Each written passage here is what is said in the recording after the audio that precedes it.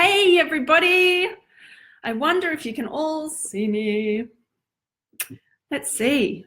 Can anyone see me? Hello people. All right. We will persevere.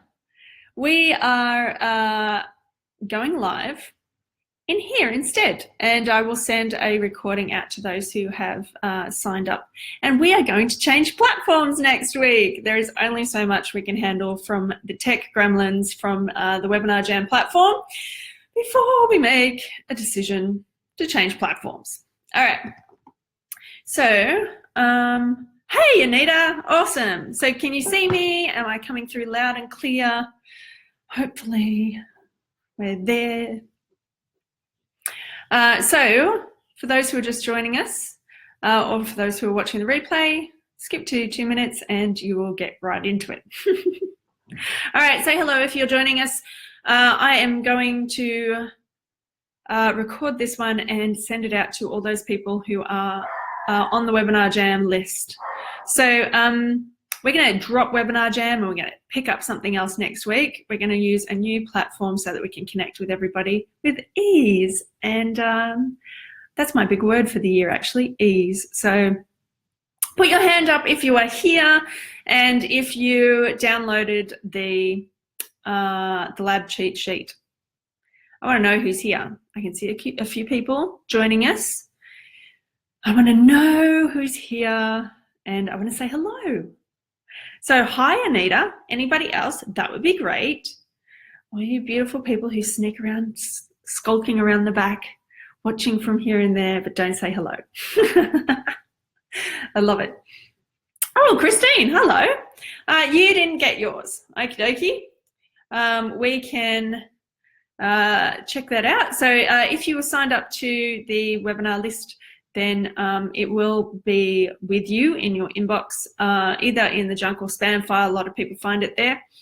So the cheat sheet is also available on my website, and I will share it with you guys if you haven't got it. Katie, you've got yours. Georgina, it's in the webinar sign up on the Training Tuesday list. Beautiful. All right. So the lab cheat sheet, my background, just for those who are new to the group or who possibly haven't seen one of these Training Thursdays before, I finished straight out of high school and went into a Bachelor of Applied Science in Medical and Applied Biotechnology. Fancy words for working in a lab. And I ended up going straight from there into cancer research. And I worked in a morgue for a little bit in forensics, and then I traveled the world working in pathology labs over in Spain and London and Bristol and some of the really big hospitals over there, the ones like straight across the river from Big Ben. And then I came back here and continued to work in pathology until I decided that full-time night shift and not being able to help my clients, like my patients, not being able to help them get well, just be able to just test them and not be able to give them advice, that got too much for me, and I retrained as a naturopath. So my background is definitely a good decade in laboratory work, and we've got some other amazing people in the group who also have a background in pathology. So Tania in particular is, Tania is amazing. She also has a really cool group. If you're listening, gorgeous, I'm going to connect everybody with you. Tania Delahoy. She has an amazing practice that she has merged her naturopathic with her amazing and very up-to-date, more up-to-date than mine, pathology work. And she goes around to different clinics and is able to bring pathology to your clinic, which is awesome. She also runs a live blood analysis group as well. So if you want to know a bit more, then she's definitely your gal as well. If you want to know a bit more, dive deeper, because we've only got half an hour to an hour in these training Thursdays, I also have a course on it, an e-course. And there's been over 300 people go through that e-course and now are using functional pathology and general pathology in their practice, and how to explain these things to your clients so that they're valuable not only for you, but for them as well. Because we get given all of these numbers, you know, you might know personally as well, you get given all these numbers from the doctors and you just, oh yeah, everything's fine. And you know, but you still feel rubbish, and our clients do in particular. And if we're able to get that piece of paper and then go, actually, this is what this means for you, I'm going to empower you with these numbers, and this is having ownership of their health rather than it being behind closed doors type of scenario. So that's what the purpose of this is to be able to have a little bit more of an idea how you can utilize pathology in your practice, other places that you could look for help if you want more information on it, and be able to have a cheat sheet there that loads of people have got a lot out of, and have it just hidden in there just to make sure that you're looking on the right track. So, okay. Hi, Melanie. Hi, Lisa. Hi, Mary Lee. Hi, Katie. Hi, Lisa. You got your cheat sheet too. Hi, Louise. I'm late as well. Don't you worry. Hey, Melanie. Jeanette. Hey, Janine. Hey, Nick. You love that course too. Yeah. Hopefully, so all the clubsters also get that course. So they've been utilizing that in there too. Not hubsters, clubsters. So this is a group mentoring program that I run. Hey, Paula, nice to see you. Hi, Diana and Anita. Nice to see you, lovely. Okay, so what's pathology all about? Pathology is literally taking a snapshot, a photo of what's happening in somebody's blood, poo, wee, spit, semen, serum, any bodily exudate, and taking a snapshot of it in that point in time. And we can use these as a little bit of a glimpse as to what's happening with regards to, and it's not something to be done out all by itself. It's to be taken in the whole context of an entire consultation, particularly in line with your questioning, particularly in line with good clinical case taking, and it gives you a little snapshot as to other things that might be happening, or it gives you an opportunity to confirm something that you already have an idea about but you're not quite sure about. That snapshot also gives you a baseline. If you've never had you've never had test results for a client before, it'll give you a baseline, and you'll be able to track the trend, particularly for men and people who are driven by numbers and hard data. You're then able to give them an empowered tracking device to be able to see how they are going in relation to how they were before. So, cool. Jeanette, sorry, where's the cheat sheet, please? Jeanette, you're in the club, so you have access to it through the Interpreting Pathology Results course. For all those people who have just hopped on the live, this was going to be a webinar on another platform. We've just had some tech issues, and you are able to download that through registering for the webinar. Hey Joe, I hope you can check this out later. Hi Diana, first one, excited, no cheat sheet yet, just registered, awesome, that'll be coming later on today. Cool, yes, some people thrive on reports, totally, Jeanette. Louise, you're in the club too, it's over in the Interpreting Pathology. All right, so pathology is a snapshot, and with a series of snapshots, you can start to see a trend. In Australia, so I'm mostly talking to the Australian, New Zealand peeps because I have an experience in that area. For some of you guys are from overseas in the hub, so this might not be necessarily as relevant for you. So in Australia, the majority of people who that we're used to seeing order tests is doctors. And generally the consensus is you go and see a doctor, you pay X amount of money to see the doctor, part of that comes back on Medicare. But if you're paying $60, say, or up to $120 to see a doctor for your 15-minute consultation, you then have to be able to express to that doctor some red flags, things that they are listening for them to then be justified by Medicare to order that particular test for you. Gone are the days where we as naturopaths could just write a letter and suggest that these are the tests that should be done, because there has been a bit of a crackdown, particularly the past 3 months, where doctors are, the government is trying to limit the amount of money that it costs the health system to be able to do all these tests.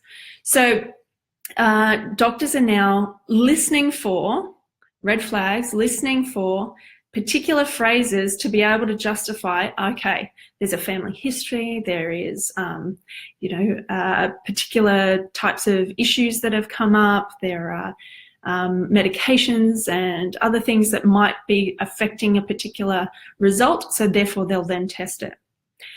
So the beauty of that is we don't have to freak out about that. And I've seen it in a couple of different platforms where a lot of naturopaths are, that we don't have to freak out about that. That isn't out of our hands, that we are still able to access those tests for our clients. It's just at the, historically, we think they're not paying for those tests, but technically they are. So through going and seeing the doctor, they're paying for that. Through their tax and through their health fund and through all these other mechanisms, they are paying for those tests surreptitiously. This way that I'm mostly describing to you guys today is that they actually have to pay it up front. Now, paying it up front for a test that you have justification in believing is going to either confirm or solidify a result that you are suspecting of somebody, I think is a really, really beneficial thing for anybody to know. Like who was saying before, patients can be really data driven and really test result driven, so that they are able to see hard data that they are either officially unwell. There is a reason for me feeling this way, and there is something I can do about it now. Or that they are following that trend where things are getting better, which also gives them a confirmation that the things that they're doing and the things that they're spending money on are actually really beneficial. Diana, yes, different signs and symptoms. Doctors are looking for different signs and symptoms that are standing out, and that's what we are essentially doing as well. Through good clinical case taking, you're going to find out, standout signs and symptoms, like family history of thyroid conditions, fibrocystic breast tissue, and a tendency towards thin hair and nails. Now, you guys are already, hopefully, if you have been in practice for a while, if you haven't, you might get some of your knowledge tweaking there and going, okay, and there might be fertility issues as well. Maybe I'll think iodine. Now, depending on the family history as to, is it hyper, hypo, has there been a difference that's been happening, then you might instantly be going, okay, iodine, well, I could just supplement them with iodine, but how do you know where they're at with the iodine? How do you know what their uptake's about? How do you know all those different types of things? And that's a position where you could, in this spot, write a letter to your doctor and spend the time trying to write the letter, trying to convince them to do it, having a conversation either around is natural therapy, blah, blah, blah. There's a whole bunch of stuff that goes along with that. Or you could go and register with any number of the pathology companies, particularly for iodine and corrected iodine. I would highly suggest go to Lavity or Dorvich. And the interesting thing about that is that once you have registered with them as a functional pathology health practitioner, then they are you then get given these wonderful, I just got mine sent to me the other day. Give me 2 seconds. You get these wonderful request forms, same as a doctor would. Here we go. All right, exactly the same as a doctor would. So you can see all of these tests. We have access to all of these tests. And all you need to do is call these pathology companies. Number 1, Labadie, Dorvich Pathology. Number 2, Sonic, Douglas Hanley Moyer, similar kind of peeps depending on which state you are in. And if anybody on here wants to contribute to the discussion and knows about this stuff and utilizes it usually as well, please feel free. This is a conversation to consider. It's not me just blurting out the right thing, because I don't know the right thing, but this is what's worked for me and I'm sharing it with you guys because it could work for you too. So it's a conversation. So if you guys know or want to contribute, make sure you're popping it in the comment section as well. So these are the bigger companies that have both general and functional pathology. So once you've got general and functional pathology, you can access things like red cell folate and normal bloods like full blood count and liver testing and kidney function tests, things like that. And those types of things are already on that cheat sheet that I gave you. So they're already the things that will generally be run as general bloods, like a checkup style thing with a doctor. And they're available to us as well. But we also get to have access to functional pathology. Oh, so Tania, she's on the line. Awesome. Melbourne Pathology and Clinical Labs in Melbourne. Beautiful, Tania. Tania is a wealth of knowledge when it comes to pathology. I'm happy to answer the questions to the best of my ability, but she actually does this day in, day out. So she's gold as well. Registering with your general pathology and then registering, so general pathology, but then you're registering with a scope of things called functional pathology. These ones are very, very targeted to what we do because we get to see the function. General pathology is a snapshot. It's literally, okay, what's breaking down, what's going out of the body, what's coming in. It's not actually the function of what's happening. So a liver function test is really a misnomer, and it's just a whole bunch of enzymes that might give you an idea of whether or not the person needs to go into hospital or not. But it doesn't necessarily give you an idea of the function, the optimal function of the liver. And these things are found in functional pathology tests. Now, functional pathology labs, like Joe's just pointing out, have things like Naturopath. Naturopath, Australian Clinical Labs is the other one I use that used to be called HealthScope. Who else, Tania? Yep, Christine, Australian Clinical Labs, totally, that's a functional pathology. Generally, I use them for functional pathology. And these ones have the nice, weird and wacky ones that we all love. You know, the ones that are in that grey area that doctors won't generally give. So a black and white means, okay, someone is healthy, and a black means, oh, we've got a, you know, an asterisk result means, oh, we should consider that person whether or not they need to be hospitalized or drugged. So there's this black and white kind of situation. Whereas the grey bit in the middle, where we're feeling not so well, but some of the general pathology tests have come back normal, then there's this grey bit in the middle where functional pathology can really work really well. Integrated Health Labs is in Queensland, which is a branch of QML. QML is really a good one too as well. Research Nutrition do functional testing too. Beautiful, Louise, thank you. Tania says Naturopath. Yeah, Naturopath's one of my big ones. Their request forms are a little bit littler. Hold on.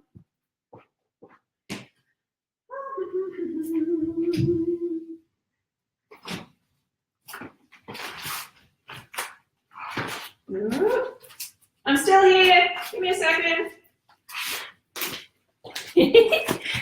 All right. So then we've got, Labadie or green, Australian Clinical Labs, purple and orange, and Naturopath.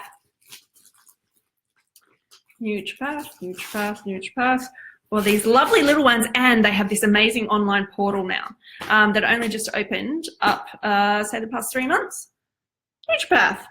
So when, for all those new naturopaths or people who've never used pathology before, you essentially just ring up the company that is within the state that you are in, ring up those companies, and you are looking at the integrative pathology. Some of them call us integrative, some of them call us allied, and some of them call us functional. It's generally integrative practitioner. Hi, I'm an integrative practitioner. This is my particular, this is my particular modality, and these are the request forms that I am looking to get because I'd like to bring pathology into my practice.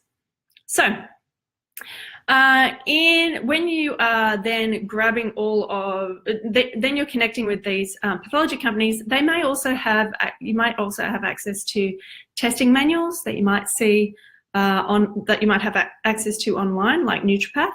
They might also send out testing manuals on a CD, so you're then able to know which tests might be valuable for different things. And if you were to do my course or Tania's course, or there's other courses about pathology for practitioners, you'll then be able to notice which ones that are going to be useful for which conditions or set of symptoms that might come up for you, for your client. So once you then have these request forms, great question, Sandy.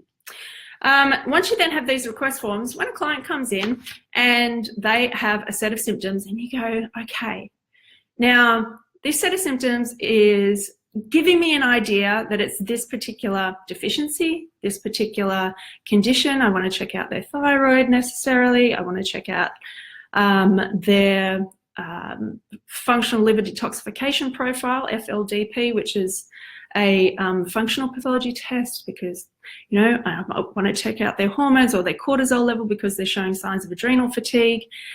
You then start to consider, okay, they're going to have to spend money on this. Once you go, okay, they are going to spend money, is it going to change what I'm going to do with them, or is it going to be valuable for their therapeutic process? Are they going to get something out of that result, and am I going to get something out of that result?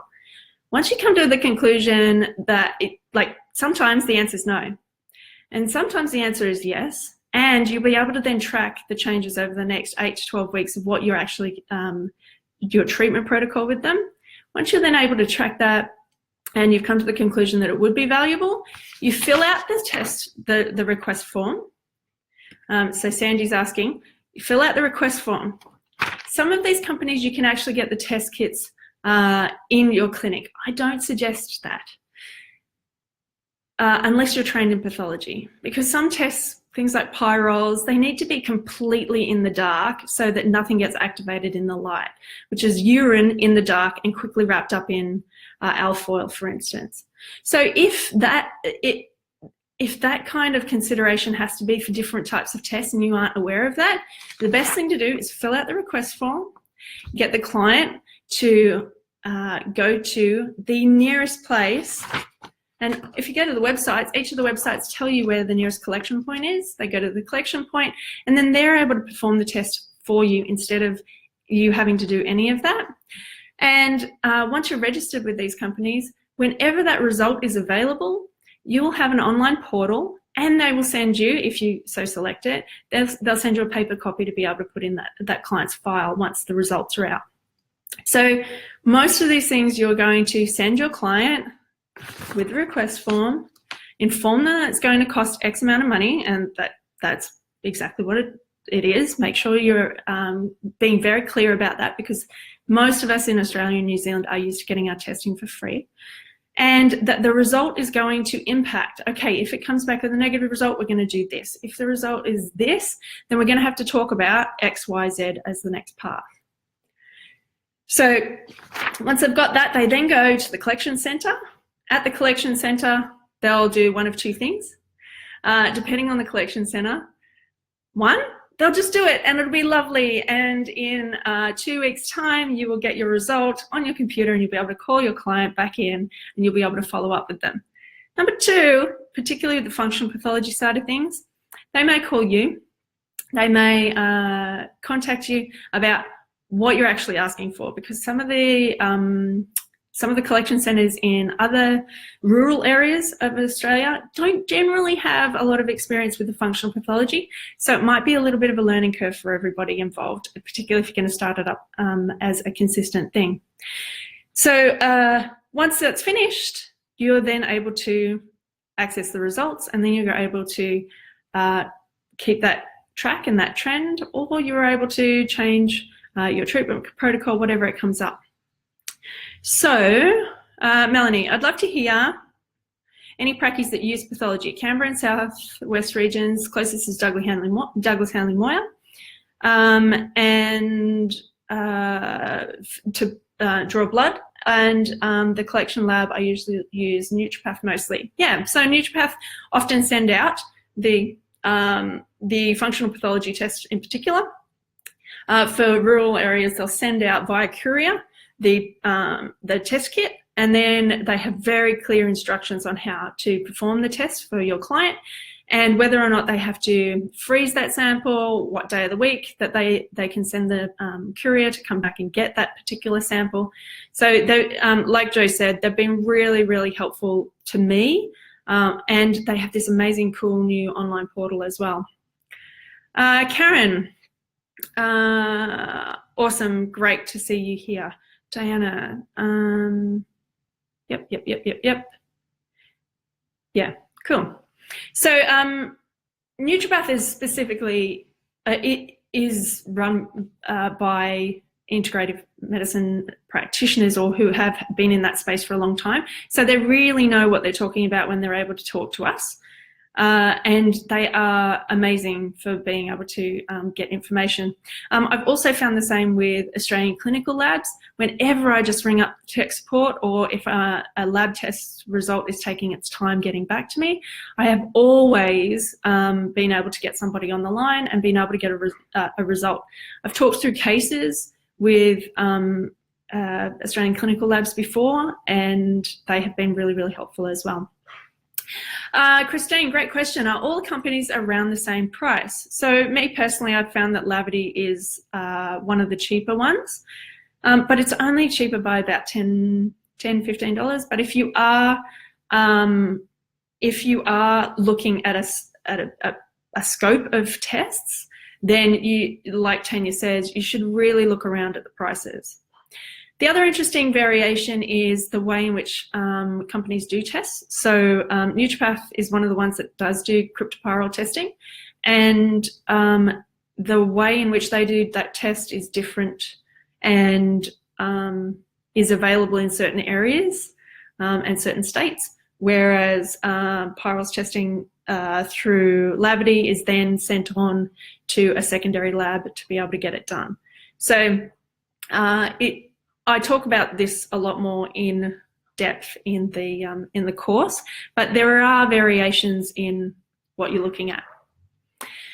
So, other questions? So it is as simple as ringing up the companies that are in your particular state and registering with them as an integrative practitioner, and getting your online platform to be able to get your results, getting your request forms sent out to you, and then starting to recognize the signs and the symptoms that you might be looking out for and the types of testing that you want to be keeping track of. So at the same time as I say all this, I want to completely acknowledge that pathology isn't necessarily for everybody. Just the same as I've done a year doing iridology in my naturopathic studies and then my postgraduate stuff. So I've done iridology, but it isn't my thing necessarily. Like, I can give you the basics of what's going on for somebody. I can look into their eyes, I can tell them that stuff. But what is in alignment with me, because of my background, because of the way that my mind works, is pathology results, laboratory pathology results. They work for me. I understand them. I've got to know them. I trust the result. I have been able to get information that I could never, ever have got through any other means except for these types of testing and in-house testing as well. You know, I'm a big proponent for live blood analysis and in-house finger prick testing for different things as well. So I'm used to that. And I've also done extra study in it. So it might not be for you, and that's totally okay. You don't need to take this on board or get all cranky that, you know, everybody is now big testing and all that kind of stuff. I hear that as well, but there are other things that that practitioners use in their spectrum of being able to be of service. And this is just one of those things. And if it calls to you, if you resonate with it, if you personally have read your own results and wanted to be a bit more empowered by it, then this could be really valuable for you and for your clients. So after I have given you the pathology cheat sheet for general pathology in particular, what you want to do with that cheat sheet is next time somebody brings in their results, even if you're not confident just yet, you want to check them out and you want to see if their symptomology, if what they're explaining in your clinical case taking, you know, when somebody talks to you and you start to recognize, okay, they're a bit tired, they've, you know, they're vegan, you know, they've got a history of anemia in the family, all that kind of stuff. You start to have those little light globe moments of, okay, B12, B12, B12. Check out their results and see if there is other indicators in their pathology results that might lead to the same kind of result. Start to play with it and see how it fits for you. There are other things in that cheat sheet that come up from, you know, randomly, things that you might not have thought about that are connected to other systems. And again, through good clinical case taking, you're starting to think that way anyway, but the results have this amazing ability to confirm or, you know, question the way that you're thinking about it. So that's a cheat sheet. The next step after general pathology is functional pathology. So I wanted to take about 10 minutes to talk to you about functional pathology. And I dive deep into this. We've got eight webinars on in the ecourse, for the interpreting pathology ecourse, and I go through case study after case study after case study, a whole bunch of my my clients and what their presenting complaints were, what their clinical case taking brought about, and then I tell you about how I came to the conclusion that I needed to do this test and how that actually affected their results, their treatment protocol. So when it comes to functional pathology, there are a series of tests that I utilized all the time. And nearly, I would say 90% of the time, the results came back to what I suspected, but they needed to know that information the way that it was shown on there to be able to tweak the way that we were treating. So again, anyone who has an example of this, or anyone who uses functional pathology, chime in. This is a conversation. And the biggest things that I used, okay, so the top 5 tests that I used. Number 1 is functional liver detoxification profile, FLDP. Livers do amazing things, and oh yeah, and I also explain what I would generally explain to my clients. So FLDP, for instance, is your liver, and I in the course I tell you about how I would explain to a client how your liver works, and that could be really beneficial for you guys just from an education perspective for your clients. And I always describe it as a factory that has a couple of conveyor belt system. And sometimes each conveyor belt might be fast and sometimes the next one might be slow. And then we might have some issues with toxic metabolites in between, or we might go fast and then we might have too much happening on the back end of it. There's all sorts of things that I get into there. But FLDP gives you an idea about how different metabolites are going through the system and what might be affecting the way that people are either not responding to different types of medications, different types of supplementation, different types of detoxification programs. It might give you an idea as to what's happening with their hormones, their migraines, their fertility issues, their caffeine tolerance or intolerance. There might be other bits and pieces that are in there that really give you an idea about how to optimize somebody's health and well-being. So FLDP I used a lot, particularly with hormones and migraines, and I got a few of those. Nearly every time I would be able to, so it tells you 4 main tracks along the FLDP, and you're then able to support each of those systems with herbs, particular nutrients, and around about 80% of cases with my migraine sufferers, we would be able to support them with things like glutathione and magnesium in a way that we wouldn't have been able to see before. And then we're able to track the changes and see what type of length of time we're talking about to be able to start to pull back on those things.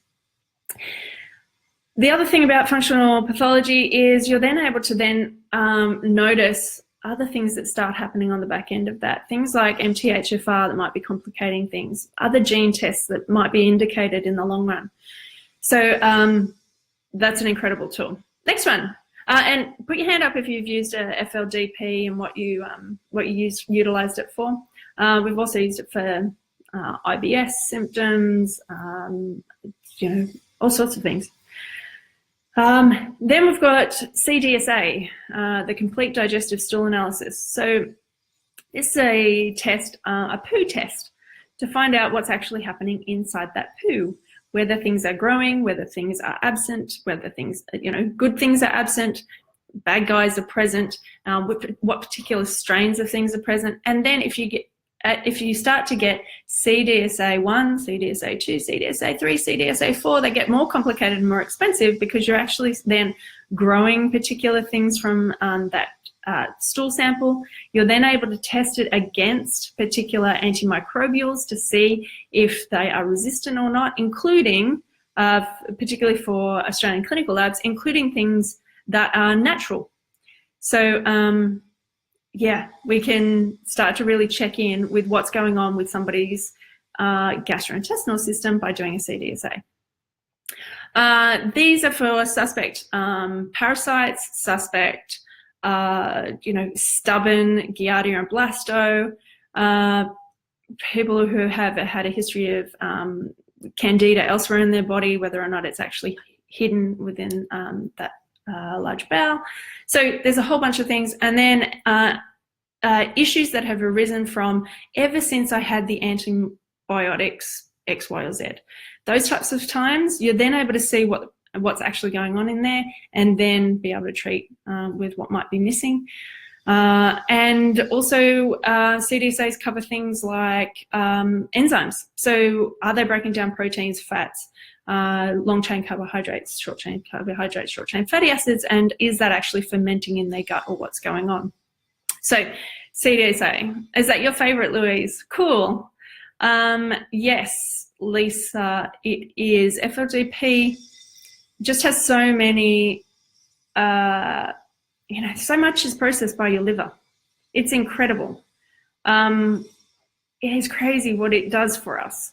And if different elements of it are underfunctioning or overfunctioning, then you're going to get different results for so many other areas of your body. So yes. I haven't used pathology yet, says Georgina. I am concerned about wasting money on a test that shows normal results or simply confirms what I already suspected and therefore doesn't alter my treatment plan in any way. Any tips to ensure a patient is always getting value no matter the results? Yeah, so Georgina, when I've got a client in front of me who I am 100% certain has a particular result, and I'm 100% certain that when they take the supplementation or the herbs or whatever I'm prescribing them or the dietary changes that I've prescribed them, that when they take that, they're going to get X result after Y amount of time, and I am able to tell them that, then I'd be completely, yep, okay, let's do that. And if I'm not in a wait and see mode for it, then yes, absolutely, I wouldn't do testing. If, for instance, I am suspecting Giardia and Blasto, well, I happen to know after my years in microbiology that Giardia and Blasto are these types of bugs that hang out with these other bugs, and these other bugs, they're a bit annoying and they can cause other damage. They can cause B12 deficiency. They can have these other long-term effects. So if I was just going to come in with a hit of Intesticlear or some type of antimicrobial, I can't be guaranteed, I can't know 100% that that's actually going to get rid of the offending pathogen or the ones that they hang out with. But if I know specifically what type of load of pathogen they have, what particular species of pathogen they have, and I happen to be able to know that a particular antimicrobial will work and another one won't, then I'm not wasting time with a wait and see after 6 weeks of Intesticlear, after probiotic therapy, after all the other things that go with it. So when, and this is how I usually frame it for my clients as well. Look, I'm fairly certain it's Candida, but so says the white coating of your tongue, so says your past history, so says this, so says that. All of these symptoms are pointing towards Candida. But there's this little interesting thing that happens, that you're having these cyclic effects of, your gastro feeling or loose stools that are happening with a cyclic effect. They're happening every 3 weeks, they're happening every 3 months. It just keeps coming back. You're not quite sure what it is. So I have a feeling that there might be something else going on. In those moments, I could give you something and then we could just wait and see if it worked. Or we could do the test right now that is going to cost more up front, but if we do a wait and see scenario, it could be 6 months and it's going to cost them even more. So if they do the test up front, then we have, it's then there in front of you what you're actually treating. So in a similar way, Georgina, I have the same thing with FLDPs, that particularly migraine sufferers, these are long-term effects of a really complicated issue. But most of the time, the migraine sufferers that I see, they have gone through everything and everyone and every type of drug. So their liver has some type of element. It's something that they haven't worked on before. So being able to show them real data rather than necessarily the wait and see kind of scenario and hope for the best is actually going to be really beneficial for them, because then they're actually empowered again by their numbers. And again, costs a little bit up front, but it could cost 10 times as much in 6 months' time if I was just having a very good clinically relevant estimate. What's another one that I would generally go for? Oh, okay. So cortisol is one of those ones, Georgina, where it is very likely that it is a waste of money, except for the psychological part of the therapy of getting somebody from chronic fatigue or adrenal fatigue into optimal health. So you can guess, like if you've seen enough adrenally fatigued clients, you can guess where the cortisol's at different times of the day. So cortisol is ideally taken at 4 different times of the day because it's got a diurnal pattern. And you can guess based on their symptomology where their cortisol's at. So it'll be completely flatlined at the beginning of the day. You might get a little peak in the afternoon or another flatline in the afternoon, and then it might skyrocket at 11 o'clock at night. And it can go with their symptomology. So they're completely exhausted in the morning, they're completely exhausted in the afternoon, they come good at dinner time and they can't go to sleep, right? But if they are, like many of my adrenal fatigue clients, so committed to going to F45 first thing in the morning, and they are just trying to lose their weight that they have been trying to lose for 2.5 years, and they don't want to hear a bar of you telling them that they can't do any exercise for a month, that they have to go and do something calm like yoga or meditation, that they need to bring these things in. Unless you have the data there, unless you have the numbers that tell them this time of the morning, this time of the afternoon, these are the things that you actually need to do to either raise your cortisol or lower your cortisol at this type of time, then they're just not going to take that on board. You can tell them until the cows come home, but they just don't have that on board. So that's the thing, Georgina. There are some, and not all adrenally fatigued clients are like that. So some of them will take it on board and just and be there and it is enough for you to give them your withanias, your bradiolas, your, all the things that we know to give people. But from a lifestyle perspective, sometimes these things really give people the data that their mindset can change, because they're actually working towards a goal of changing that data at the end. And yes, it costs money, but in the long run, it'll actually, generally, decrease the amount of money spent over time. Hopefully that's answered your question, Georgina. And Tania might have something to say about this too, being that she tests people all day, every day as well. Okay, Lisa, you got that. How do you decide what level of CDSA to go for? I'm a number 2-er. So number 1 won't give me all the information that I require when it comes to the different strains, whether they're live or dead, that kind of thing. So I go for number 2. Number 3 is just that little bit extra money, but you do get to find out if those strains are resistant. So if you have, say, somebody who knows they've had Giardia and Blasto for a long time and they think that it's come back again, you can do the test and actually find out what's actually going to kill it. So it really depends, but I'm generally a CDSA 2, Christian. Diana, when we factor in the client's quality of life, it makes the decision easier. 100%. There is the client's quality of life, the amount of time that they're going to be in. Am I feeling better? Am I not feeling better? Am I thinking about it too much? But when the data's there, the data's there. Melanie, I agree with Diana. I was happy to fork out several $100s to get a food intolerance test done for my husband when his health was declining quickly and losing too much weight. Yeah, right, it's a time factor. We didn't have the luxury of trying an elimination diet. Absolutely.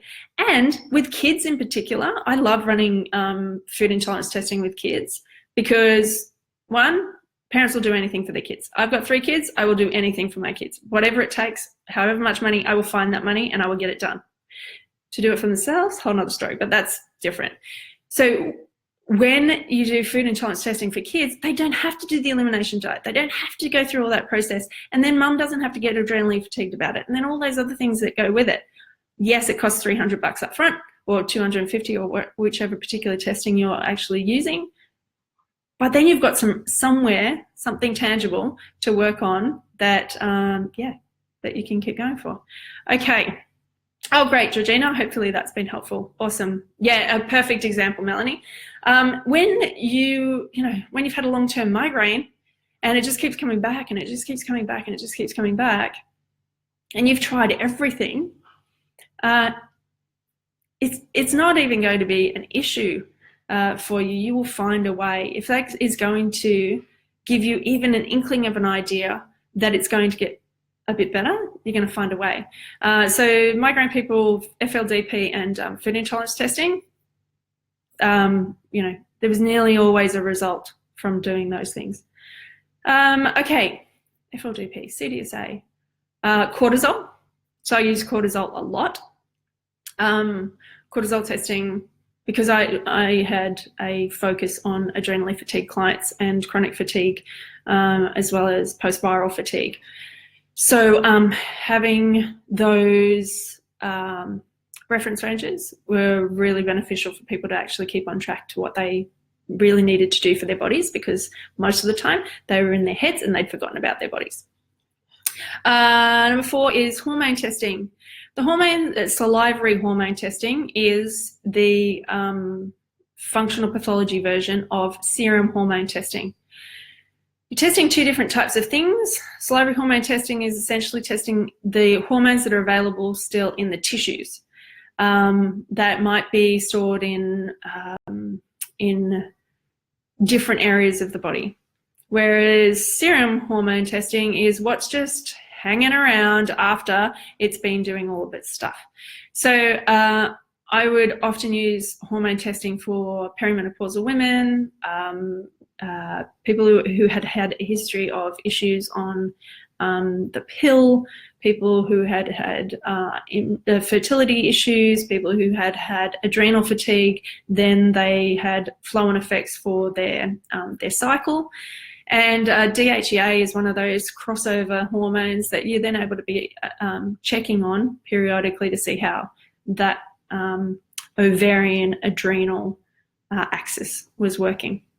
So hormone testing. What would be the other most predominant functional pathology test that I would use? Yeah, and food intolerance testing. So I am not going to get into the debate right now about food intolerance testing, except to say food intolerances and all of the testing methods for them are on some level testing the body's immune or inflammatory response to a particular foreign article coming into it. And that would be a food. So that they would ingest. So I would use, and there are a plethora of them. The ones on the functional pathology testing would be IgG, food intolerance testing. There is also a whole gamut of others. IgG testing I'm used to because I worked in labs and ELISA testing, or the way in which we can take the food, mix it with the particular immunoglobulin and see whether or not it has a reaction. That makes sense to me. And if I can see that there's a particular reaction, then the logical conclusion for me would be stop putting the offending food in for a little while and create an opportunity for the immune system to regulate itself, or support the immune system to regulate itself through looking after the gut health and the immune system. And then the food eventually might be able to come back in again and everything will be fine. But if it's offending, then that's probably causing a problem in the long run. So yes, food intolerance testing can be quick and easy to find out all sorts of things. Like Melanie was saying, there is loss of weight, there is immune function, there is atopy on skin or on respiratory atopy. There is IBS, there is headaches, migraines. There's a whole bunch of things where this immune complex situation where it should be processing essentially through the liver. If you can find it back before it has to go through the liver and you can recognize it, pull apart part of that immune complex and let that flow through normally instead of it creating this system failure, then you're then able to utilize that as something to be able to quickly shift people from feeling unwell to feeling well. So, is there any other questions? Oh, goodness. A whole bunch of questions have just come up and I haven't been able to see them. Hold on. Yes, Diana, $300 to lower patients' stress is a small price to pay. Yes, in the long run, I believe it is. Stressing over kids equals adrenal fatigue. Totally agree, Christine. Like I said, I got 3 myself. Do you find doing CDSA with clinical labs is very accurate in regards to showing amounts of beneficial bacteria? It is in the general area of it, yes. And the result comes back quicker than something like the ubiome and things like that, Michelle. And we're also talking about growth, which means talking about live bacteria, not just dead bacteria or just the DNA that's been hanging around in the body. So again, I go into it in deeper in the course. Judy, saliva samples are very difficult to collect. Yes, it takes a knack. It takes ages to collect enough. I tried it myself a couple of weeks ago. Cool, Judy. How much water do you drink? There's a couple of different tweaks that happen with salivary testing, and saliva also starts to hide when we get a bit stressed. So when we're put under the pump to, spit in a tube, it can be really tricky. So yeah. But again, that trickiness, the energy, the time, the money, all of that can be really beneficial in the long run. So sometimes it's worth it. Tania, I love research nutrition, Dutch for the right people. Yeah, totally. Amazing. Again, if you are connecting with research nutrition, they've got a plethora of other tests that other companies don't as well. I use IgG food intolerance testing as well.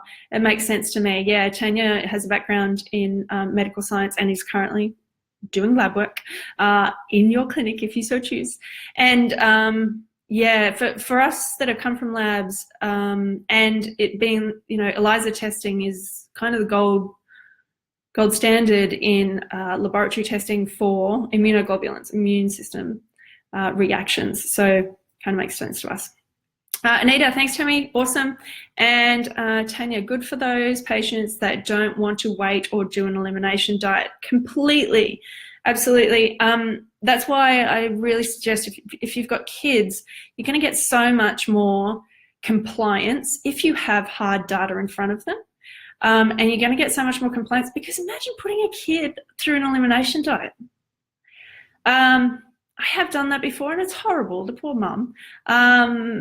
And I've done a variety of those things with my kids before, and even just not doing the full elimination diet is hard work. So if there is a means to turn that around, yeah, I'm all for it. So, like I said, this is an ongoing conversation, and please feel free to ask questions.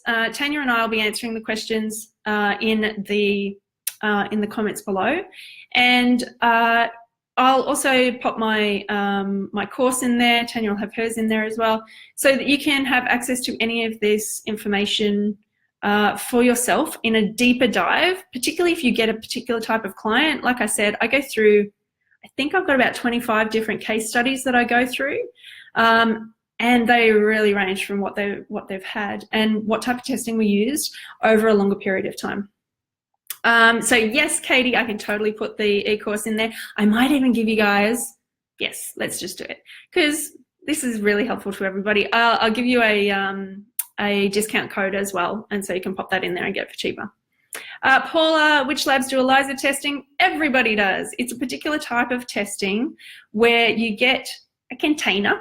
Sometimes it's a little hole inside a little panel.